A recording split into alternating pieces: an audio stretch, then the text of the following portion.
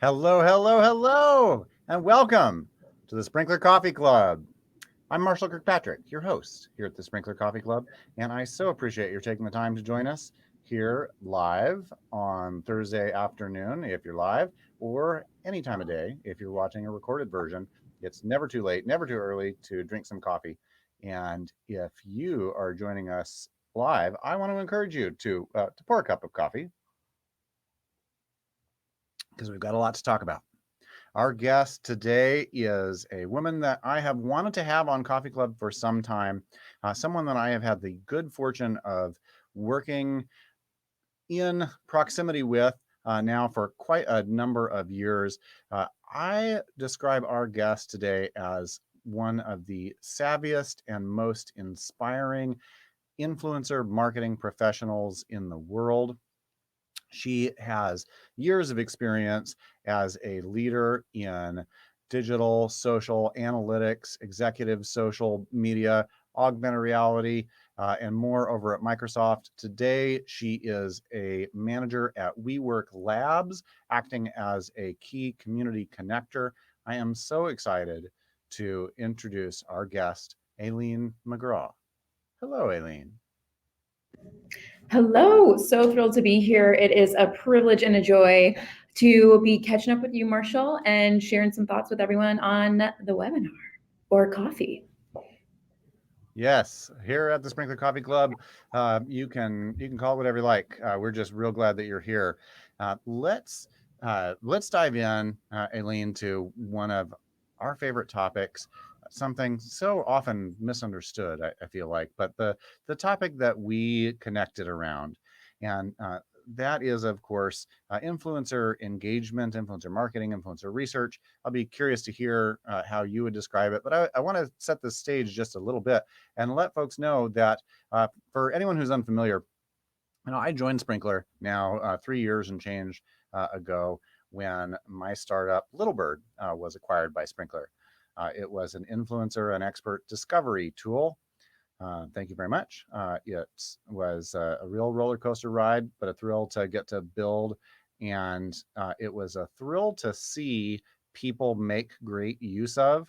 There was all kinds of people who made really interesting, inspiring use of the people they discovered through the platform, but no one was as prolific and thoughtful and inspiring, quite frankly, as you were, Aileen. So I'm so glad to get to have you here on the show. And I wonder if you could talk to us a little bit about your relationship with influencer marketing and what it means to you, what your thoughts are, how your thoughts have evolved over the years. Yeah, that kind of thing. Yeah, absolutely. So I think one of the first times I practiced influencer marketing under that name was in 2015. Can't believe that was 5 years ago. But once I started thinking about, so I was at Microsoft at the time, how the company thought about it, which is leveraging the ideas and ability to convince of a well-known person to a customer audience, I was sort of like, okay, well, up level, this means that you're recognizing the business power of community. What have I been doing for the last few years? That was doing, DIY, guerrilla marketing, social media marketing before it was a full-time career and entire studio practice. And I knew that people rallied around folks they respected, folks they trusted, and very seldom were these people brand entities. And so there was a real power in putting your brand value and your calls to action behind a person of trust and authenticity. And so when we say influencer, I'm a word nerd.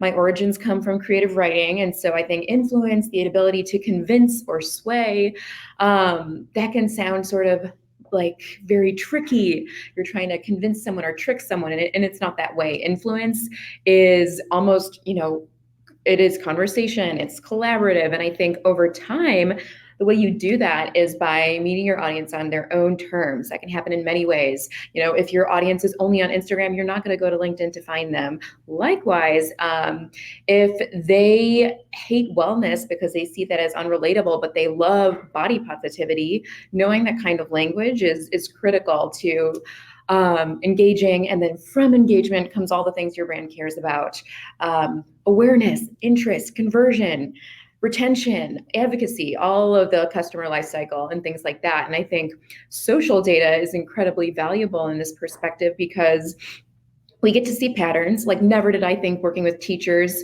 would involve piracy, and not piracy in the illegal sense, but teach like a pirate. Hashtag TLAP was one thing I discovered using Little Bird. And I was like, oh my goodness, these teachers are rallied around sort of this idea of teaching like a pirate, breaking the rules, and having a ton of fun with their students and fellow educators.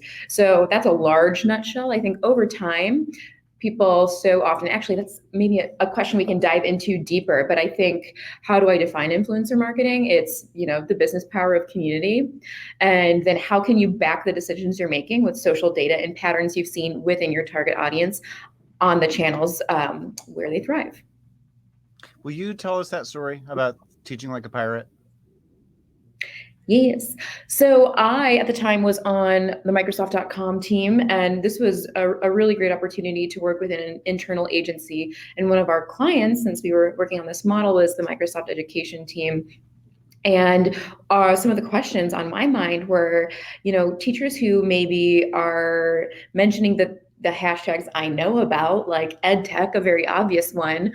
What other kinds of content or themes are coming to life? And so when I ran the search on Little Bird, I ended up seeing like TLAP. I'm like, what the F does that mean? And then I started following the hashtag. I'm like, oh my goodness, there's a Twitter chat about this. There are YouTube videos. There's this entire community of teachers that was, the TLDR is that they're taking a creative approach and a very character-driven approach to education. And that was something that our brands could use to say, hey, I see you where you're at, and that's a really innovative, viable, admirable way to be engaging. And then even, my advice to brands or people on this call would be, if you have that kind of information, how can you weave that into your content plan over the next week and test that out and see if it resonates or is picked up? Or how can you reach out to these educators and then think about ways to partner and co-create content? And the one thing I'll highlight here is, it's not like these Teach Like a Pirate people had millions of influencers. They had, high hundreds or low thousands. And that was the perfect niche because it's the level of authenticity we were going for. And if you talk about like a wave of customer connection, you have your Beyoncé's, bless you, Beyonce, one day we'll work together. But then you have your, the sub-influencers within that, which would be bigger names, but still really hard to contact with on a regular basis. And then you have micro influencers, and those are the people that reach your inner circle, the folks I talk about my friends with, like at Vogue and Code on Twitter, April, who's this amazing human working at Microsoft on the Azure Mixed Reality team, is creating such amazing content for anyone who wants to learn how to code. And she's a great example of people in my inner circle who care about women in tech and emerging technology. We know her, we respect her, and I trust what she says. And so that was a long way to answer that when you find something interesting and unknown that your customers are using, its customer language, that's a super powerful real talk that you can weave into your own content. Mm-hmm. So speaking of authenticity, how do you do it authentically? Yes. Any advice for how to not come across? Yes, it's a fine line. It's hard to do. And the best thing is, if your goal is authenticity, people hopefully give you a ton of grace. They don't see it as merely a play for sales or something sticky and inauthentic. And so my advice would be, never see social data as a churn and burn or a one and done tool. You're getting really rich information that you have to be a storyteller to execute. And so that's where authenticity comes in. Think about, two altitudes, your brand and yourself.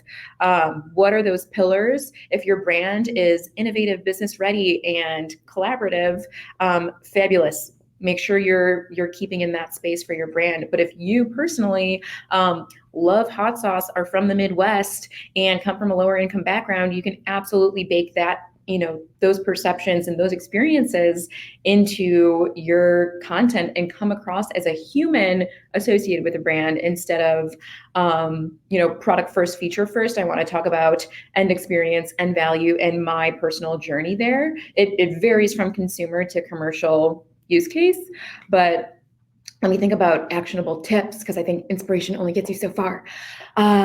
Think about pillars for communication. How do you always want to come across? And then what proof points do you have to validate those? So I like to think of myself as someone who will advocate for soft skills and creative skills and technology, because I come from a creative writing background and I care deeply about that. I'm someone who is more and more advocating for visibility for low-income entrepreneurs.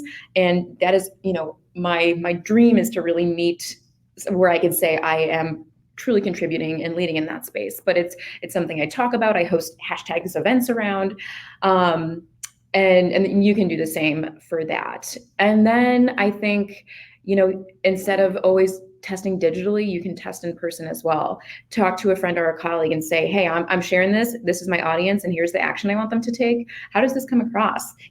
Put yourself in their shoes. How would you react to this? And even better, if instead of a friend or a colleague, it's your customer themselves. When I was scoping brand identity, I was calling up customers 30 minutes saying, hey, I know you're partnering with our engineering team right now, but will you spend just a bit of time telling me what problems you have and how you're trying to solve them? Awesome. Cool. So speaking of making those kinds of connections, you are no longer at Microsoft. Now you are in a new role, acting as a community connector in the WeWork Labs community. Will you tell us a little bit about that in particular, and some of your thinking and strategy and advice for being a connection builder in general? Yes. Last June, I was thrilled to go from a company I love, Microsoft, always appreciate, use Azure Mixed Reality, go search for spatial anchors, developers, do it. And then move on to WeWork Labs. WeWork, everybody knows the co-working company, but WeWork Labs is an early stage startup incubator and a corporate innovation partner. So imagine an early stage startup. This is a new founder or a multiple time founder, but they're in, the build phase of their product. And you're wearing every hat. Marshall, you know this experience very well. You're wearing every hat. You might be an expert in platform development, but you're not an expert in legal formation or hiring or equity. And so there's just so many hats to wear. And many, many founders and many mentors and advisors don't come from that standard unicorn wealth network. And so WeWork Labs is designed to meet early stage founders where they're at, provide mentorship, programming, education, and resources to help them go from pre-launch to validation and growth. Most importantly, rooted in community. And so still social data, our hashtag is WeWork Labs, but things around, hashtag startup life or anything related to that, I think it just fuels the insight I have, or being able to ask folks what's missing in our Seattle ecosystem, but even globally to help these founders make the next journey towards growth is super, super critical. And it's been a joy and a huge learning process for me every day. I love advising on marketing and go to market and all those things, but it's been such a gift to connect with our investment community as well and learn so much in the process. That's great. I know I went through an incubator when I was starting my startup, and it made all the difference in the world. I mean, it's been 8 years now, and I still reference the lessons learned and the value. I mean, the brand, so the connections. It was just absolutely incredible. But there is that connector type role that that an incubator leader plays, feels like it's got some lessons that all of us could learn in other Yeah. contexts as well. in the social era and the networked era, being able to effectively connect people and resources is in all likelihood just a skill that more and more of us will need to build over time. What are you thinking these days? Is there a unique angle that you're taking on it, or something in the startup connection ecosystem that you feel like there's a gap that you're working on filling, or something that you would advise other connectors make sure that they're aware of? Yes, I think the challenge now is how to feel like you're adequately connecting and not burning out at the same time, because it's a huge time cost, and a lot of effort. You have to be always on and ready to connect. And so I think there are a few comms tactics and techniques you can use to always be ready for an intro, which is be able to say what you do in a single sentence or less, a phrase. Practice that, practice that, practice that. There are so many blogs online, too many to list here, but DM me on Twitter and I'm happy to share, of ways to hone your pitch, everything like that. And that doesn't have to be the pitch for funding. That could be the pitch for why you're an amazing content marketer, the pitch for why your femtech company is revolutionizing period care. Shout out Project Untaboo, a WeWork Labs member in Seattle. And there's so many ways to do that. And then I think that there's no magic science, or not yet, technology at scale that will do that innovation game like a human can. And so I would say the people who can really shine here and differentiate themselves from others, put the time in, one, to do that, to make warm intros, and two, to surround an introduction with context.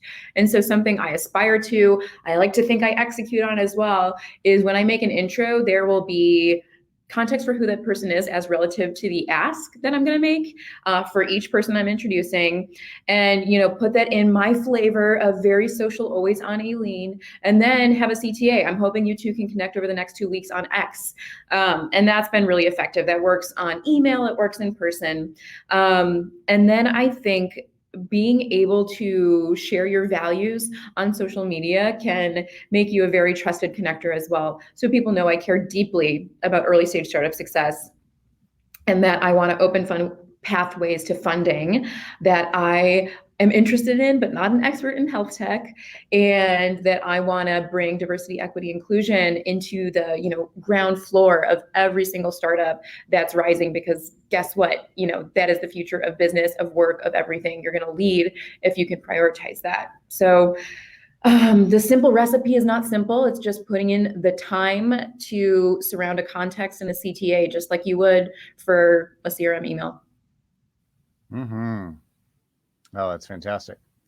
So that sounds like a great piece of advice to take into reality. But what, Aileen, about mixed reality? Can you tell us a little bit about your experience launching mixed reality projects, and what I bet there's some lessons there, or some inspiration that might be applicable to a changing world in general. But we haven't talked much about your mixed reality projects lately, and I would love to hear how you talk about them these days. Yes, I think mixed reality is one of the most exciting challenges for a marketer that you can face, because not only do you have to define your brand to a customer, or your product is what I mean, but you also have to define the category. People do not know what mixed reality is, or I would say the majority of people in the industries we were focusing on. Same with my parents. When I told them I worked on holograms, they're like, but do you have a job?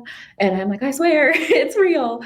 And so you have to think about, it's not technology for technology's sake. It's ultimately, and this was through, brief customer interviews, 15, 30 minutes at a time over the phone, nothing fancy, not even video, talking to them about their problems and having them explain that without me asking leading questions. I got to see what they were really looking for, and it just turned out that mixed reality was a way to do that was one of three things, which is saving time, money, or lives. And so I think for your audience, if you're facing an end user audience who wants to save time, money, or lives, that is definitely use cases to highlight. And so bring that to life. Have customer testimonials that don't just say how cool the tech stack is. Talk about the impact of the use cases. But then in my portfolio, I was working on cloud services. So the tools developers would use to make a mixed reality app. So you can imagine Minecraft Earth. It was an AR experience that recently came out from Microsoft that we was using one of the services, Azure Spatial Anchors, to create persistent holograms, really fun content in the real world. That sounds highly technical, and it is. And so the challenge there is developer marketing. I love developers because they do not love marketing. And so then you have to meet them on their own terms. I think that's a high level marketing best practice. Meet your customer where they're at. Learn that language. So there was, they will tell you what's bullshit. You cut that out of your web copy. And then of course you look at SEO to see what will rank and what developers are currently searching for. But I mean, that was critical. And that meant on web pages, for example, always prioritize explaining what a product is and its impact on customers. But if it's technical, have a direct link to documentation and make sure that the customer journey there is linking directly to sign up. And then, of course, from a context of influencer marketing, one of the best things I think we did at launch was involve our community of influencers, have them co-present with us at industry conferences. That went incredibly well. Shout out Renee Schult from Germany. He's incredible, and he co-delivered these presentations on real-world use cases and impact of using mobile augmented reality to do just that, save time, money, lives. And that was so effective because people saw him as an expert. He wasn't coming from Microsoft, and so it didn't seem like #ad. And then he would, he on zero budget would create mobile videos and then share what he was making. And so that was a real privilege to do that with him. And I think that's in a nutshell. We had a bunch of examples like that.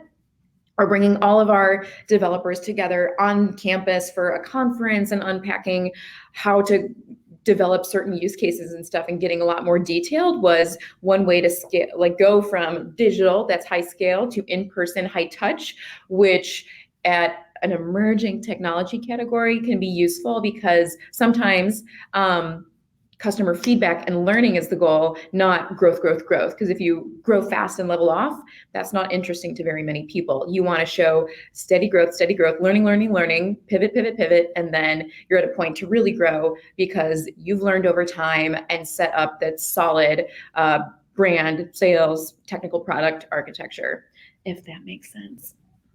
Oh, it sure does. Yeah.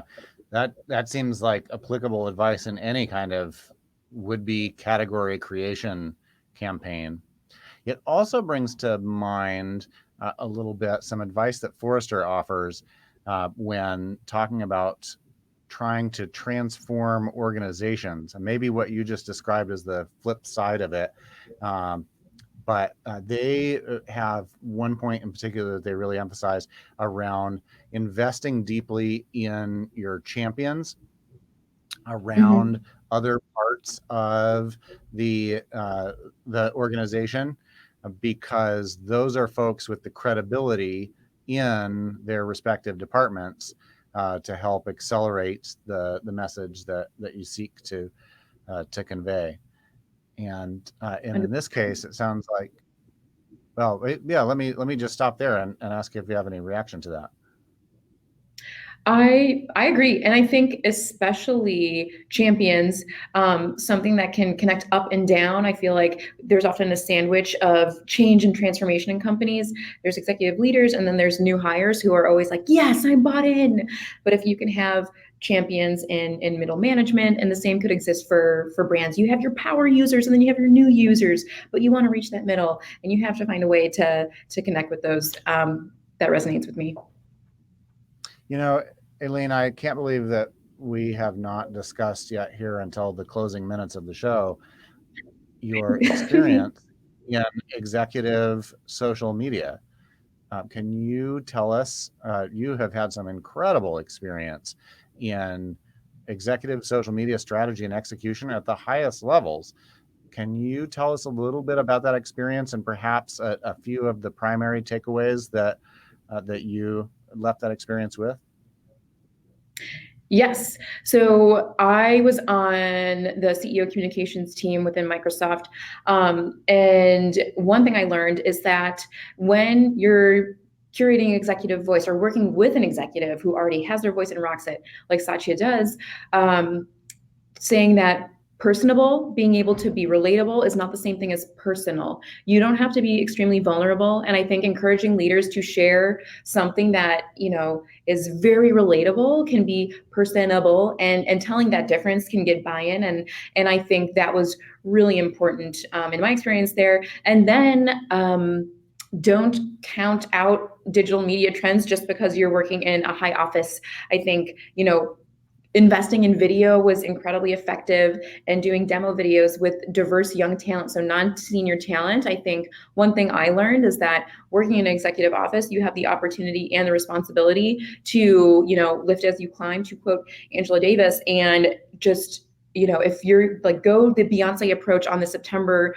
edition of Vogue, you're going to make sure that you are weaving your values into everything from set design to who you shoot and film with to who's publishing and all of that. So those would be two big ones. I know we've got 2 minutes left, but be personable. There's nothing dangerous about that. So don't worry about being vulnerable. Just make yourself relatable. And then apply digital media trends to your executive.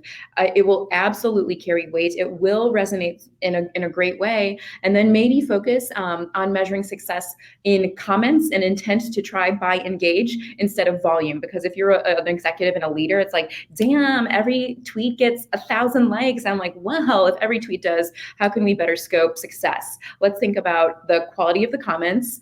Volume, yes, but more so sentiment, intent, and all of that. What were you optimizing for in that case when you were thinking about the intent and the intent and the sentiment? Can you describe that a little bit more?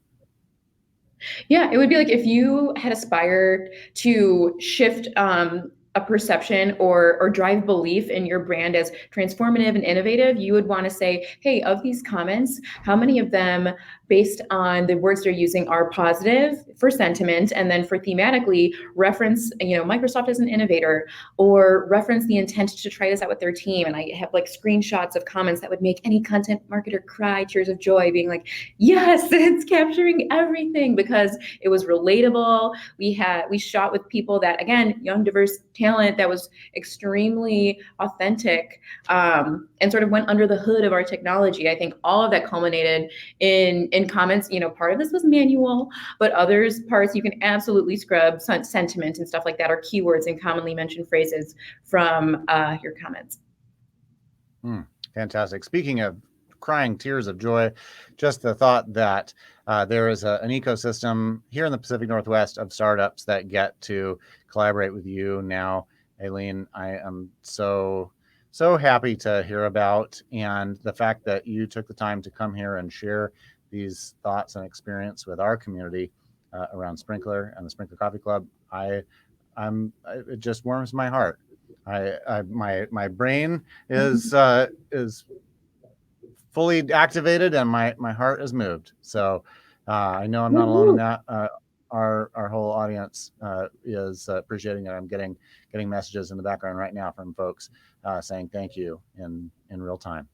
So Aileen, what is the best way for people to connect with you on an ongoing basis after the Coffee Club? Please connect with me on LinkedIn and mention Coffee Club, and I'll be sure to accept, or follow me on Twitter, and it's right there. I see it, at Aileen McGraw. And that's really the best way. And then based on that, I can either give you my email, or we can sync up some other way. And the thing I'll leave you with is that storytelling is a hard skill. It's a business skill. It's a business driver. So please, with Sprinklr, with anything that involves social data, you have the power to prove storytelling as a business skill. And we didn't cover how to measure ROI, but you can find blogs on that, and it's just, the proof is out there. stories matter, and it's such a privilege. I keep saying that, but it's true. Such a great honor to talk about the impact of story in business. That's awesome. Thank you so much, Aileen. Everybody, thank you for joining us here today. I hope that you will take the time to like the YouTube channel and subscribe so that you can be a part of the ongoing community here and learn from all the incredible folks that we have. But for today, Aileen, thank you again. And I hope you have a wonderful rest of the week, a great weekend, and I'll look forward to the next time we get to talk. Likewise, thank you all for tuning in, and have a great one. All right, take care, everybody. Thanks for joining us.